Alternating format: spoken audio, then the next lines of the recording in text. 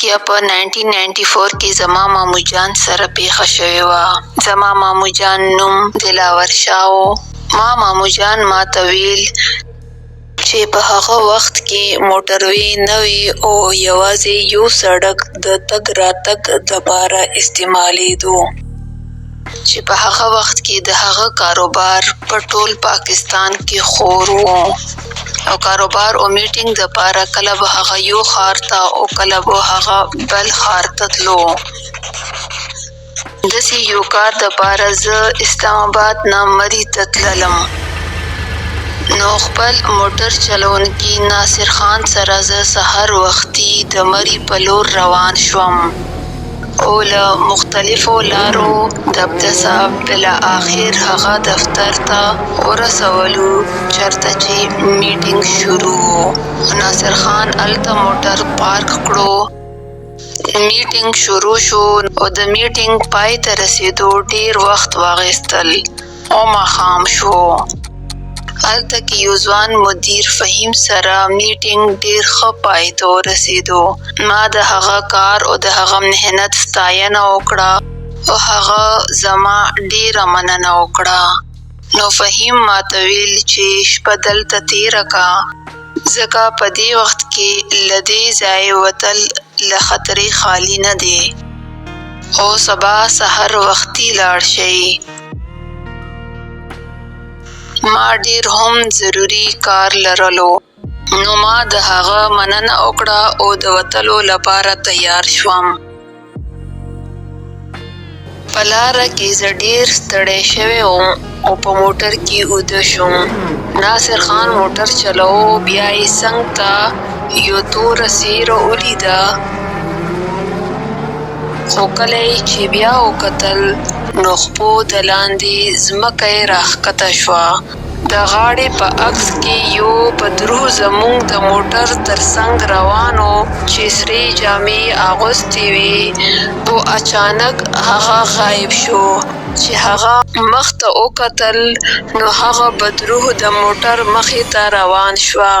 ناصر یو زوردار بریک ولګولو او زما سترګې خلاصې شوې. نو ما ولیدل چې ناصر په خویله کې ډوب شوی. نو ما تنه د وجه پوښتنه وکړه. نو ناصر اصل خبره پټه کړه. وی ویل چې یو څاروي د هغه د موټر مخې نه تیزۍ سره منډه کړه. او ناصر ویل چې زما تلاوت هغه ډیر زیات خوښ دی.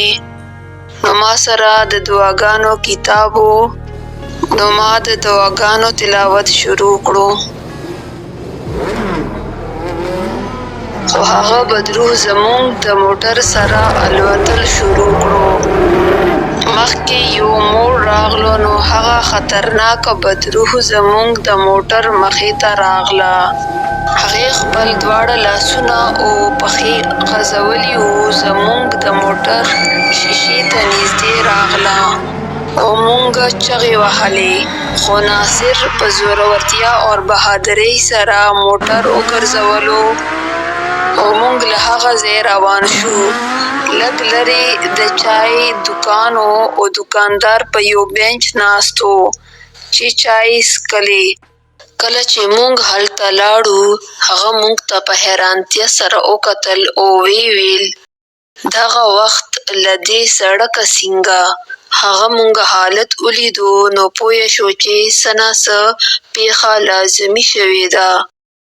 هغه وویل چې تاسو راشئ زما هټۍ ته او چای وڅښئ. نو ما د هغې مننه وکړه او ورته مې وویل چې تاسو لاړ شئ، موږ راځو.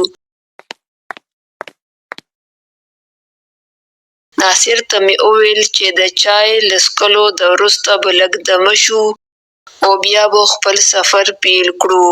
نو موږ د هټۍ په لور روان شو.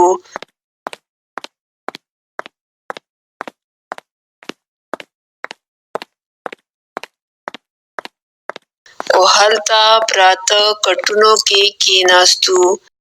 دکاندار د چای پیاله ډکه کړه او موږ خواته راغی. ما ټوله هغه پیښه بیان کړه چې په لاره کې موږ سره پیښه شوې وه. زموږ حادثه کې دونه بچ شوه د هر څه د الله تعالی په مرسته او د ناصر خان د زړورتیا له امله ممکنه شول. کنه نو موږ به نن دلته نه وو. نو هغه دوکاندار موږ ته ویل چې دا لاره د قبرستان په ویژلو جوړه شوې ده. نو د ماښام په وخت کې دلته څوک نه راځي، ځکه چې دلته کې د ماښام په وخت کې شیطانان، ارواحونه، چوړیلې، پیریان او جن بھوت هر څه راوځي او د ډیرو خلکو ژوند یې اخیستی دی. له همدې امله دلته د ماښام هیڅوک هم نه راځي، نه موټر راځي او نه نور څه ګاډي راځي. دی د ستاسو خوشقسمتي دی چې تاسو د ده روډ نه ژوندي رالی. د دې دوکاندار د خبرو په اورېدو سره موږ ډېر زیات ویریدو. له ماښام وروسته د دې سړک نه خو څه چې زه په یوه لاره باندې نه ځم. که تاسو د ویډیو خوښه شوې وي نو د لایک کوئ، زما چینل ایول سټوریز پښتو سبسکرایب کړئ او بیل آیکن ضرور دباو کړئ. د ویډیو کتنو ډېره مننه.